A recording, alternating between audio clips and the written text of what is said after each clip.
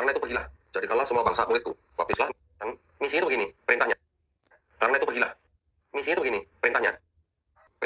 Karena itu pergilah, jadikanlah semua bangsa muridku. Baptislah mereka dalam nama Bapa dan Putra dan Roh Kudus. Semua bangsa loh, harus jadikan murid Yesus. Gitu. Baptislah mereka dalam nama Bapa dan Putra dan Roh Kudus. Jadi kalau belum dibaptis kan belum kelar kegiatan ini.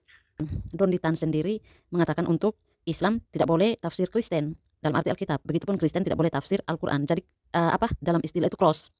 Nah teman-teman, Don Di Tan sendiri mengatakan bahwa tidak boleh tafsir yang bukan imannya atau Alkitabnya, bukunya. Tetapi Don Di sendiri dia menafsir Alkitab, yaitu jadi mereka belum akan berhenti sampai semua orang atau semua bangsa itu menjadi orang Kristen. Nah ini tafsirannya Don Di Tan. Ini kan tafsirannya Don Di Tan. Dia yang mengatakan bahwa Islam tidak boleh tafsir Kristen, Kristen tidak boleh tafsir Islam. Artinya cross toh. Tapi faktanya dia sendiri tafsir dengan konsep-konsep pemikiran yang ngawur teman-teman. Dia seenaknya tafsir Alkitab, mengikuti pikirannya yang salah dan keliru.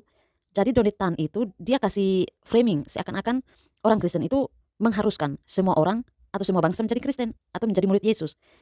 Nah perlu Bapak Don Di Tan ketahui ya, orang-orang Kristen itu tidak pernah memaknai perintah itu, perintah jadikanlah semua bangsa muridku, itu sebagai pemaksaan kepada orang lain untuk supaya jadi Kristen. Ayat itu tidak diartikan untuk menjadi semua bangsa atau semua orang harus menjadi atau masuk Kristen Bapak Dondi. Mengapa? Karena cara tafsir kami orang Kristen itu tidak tafsir sepotong-potong, comot-comot satu ayat seperti Om Dondi lalu diartikan dengan pemikiran yang dangkal. Kami tidak pernah memaknai ayat itu untuk memaksa semua orang harus menjadi Kristen. Kenapa Bapak Dondi? Karena Tuhan Yesus pun tidak pernah memaksa orang untuk mengikutinya. Saya berikan contoh ini misalnya, orang muda yang kaya pada waktu itu datang kepada Yesus. Yesus tidak pernah paksa dia untuk menjadi Kristen. No ya. Yesus tidak pernah paksa dia untuk ikut Yesus. Bahkan Yesus pun tidak paksa semua orang ketika pada waktu ia disalib. Yesus tidak paksa semua orang menjadi Kristen. Kami tidak pernah melihat Yesus memaksa orang, Om Dondi. Bahkan teladan para murid Yesus ya, pada waktu penginjilan atau pada waktu mereka berdakwah, itu mereka tidak pernah memaksa. Mereka tidak pernah memakai pedang supaya orang-orang Kristen, supaya orang-orang menjadi Kristen.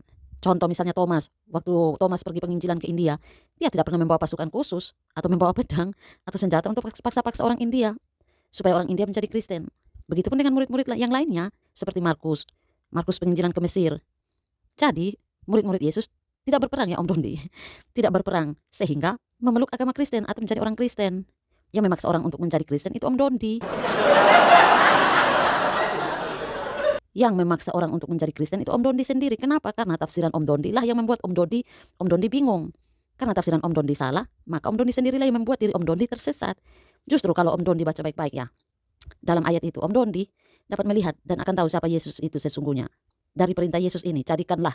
Ini adalah satu-satunya kata perintah loh Om Dondi dalam ayat ini. Artinya Yesus bukan hanya juru selamat untuk orang Yahudi saja seperti kata-kata Om Dondi dan teman-teman Om Dondi yang lain, bahwa Yesus itu juru selamat hanya untuk orang Yahudi.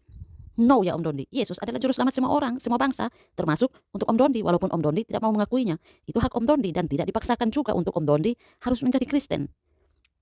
Nah dari ayat itu juga ya, jadikanlah semua bangsa muridku. Kalau Om Dondi baca baik-baik ayat itu, maka Om Dondi juga akan tahu bahwa secara implisit Yesus itu satu-satunya jalan ke surga. Kenapa? Karena kalau tidak, mengapa Yesus menyuruh menjadikan semua bangsa muridnya? Kristus adalah satu-satunya jalan ke surga dan itu harus diterima dan tetap dipertahankan, harus dipertahankan. Kenapa? Baca Yohanes 14 ayat 6. Kemudian Kisah Para Rasul 4 ayat 12, 11-12. Hanya orang-orang sesat yang tidak menghargai otoritas kitab suci dan yang ingin memutarbalikkan fakta dengan menafsirkan ayat-ayat ini tidak menunjukkan Yesus sebagai satu-satunya jalan ke surga seperti Om Dondi Tan. Jadi hanya orang-orang yang sesat yang tidak menghargai otoritas Alkitab dan yang ingin memutarbalikkan fakta dengan menafsirkan ayat-ayat Yohanes 14 ayat 6, Kisah Rasul 4 ayat 12 dan mengatakan bahwa itu tidak menunjukkan sebagai Yesus sebagai satu-satunya jalan ke surga. Ya seperti Om Dondi Tan ini. Jadi sekali lagi tidak ada unsur pemaksaan untuk harus menjadi Kristen. Tugas kami hanya memberitakan Injil karena itu amanat agung Yesus. Perihal dia mau menjadi murid Yesus atau tidak, perihal dia mau menjadi Kristen atau tidak, itu hak dia. Begitupun juga dengan Om Dondi, itu tidak dipaksa. Om Dondi mau menerima atau mendengar Injil atau tidak, itu tidak dipaksa Om Dondi. Sebagaimana dalam Matius 7 ayat 6, jangan kamu. Sebagaimana dalam Matius 7 ayat 6. Apa artinya barang kudus dan mutiara itu? Artinya firman Tuhan atau Injil. Dari kedua istilah itu yang digunakan Yesus. Kita harus tahu betapa tingginya kita harus menilai firman Tuhan atau Injil. Jangan sedikit pun punya perasaan merendahkan terhadap Injil atau firman Tuhan kalau Anda tidak mau disebut anjing dan babi. Nah orang-orang yang tidak menghargai Injil lalu menghina, menghujat Injil, bahkan membuat lelucon atau guyonan, maka terhadap orang-orang seperti itu penginjilan harus dihentikan. Injil adalah sesuatu yang kudus dan berharga Om Dondi. Injil perlu diberitakan kepada semua orang sesuai amanat agung Yesus.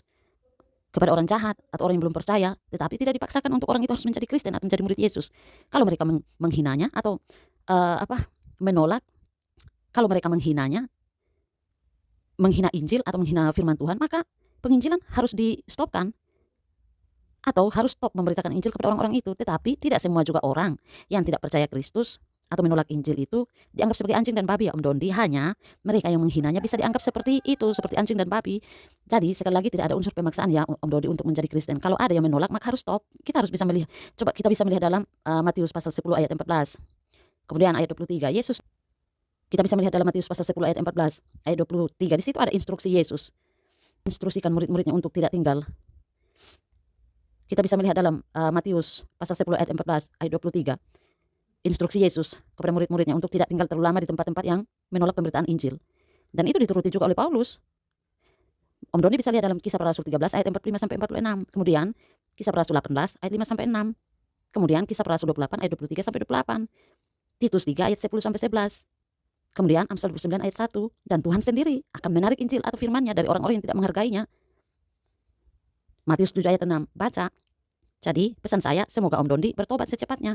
Kalau tidak mau bertobat, maka janganlah sembarang menafsir ayat-ayat Alkitab. Kalau Om Dondi sudah di Islam, maka bahaslah ajaran-ajaran Islam Om Dondi. Jangan yang dibahas malah Alkitab. Dan Om Dondi tafsir seenaknya, seolah-olah tafsiran Om Dondi dan pengajaran Om Dondi itu benar, padahal salah dan sesat semua. Kasihan umat-umat lainnya menerima ajaran-ajaran Om Dondi yang sesat itu. Terima kasih ya Om Dondi, salam sadar, semoga paham.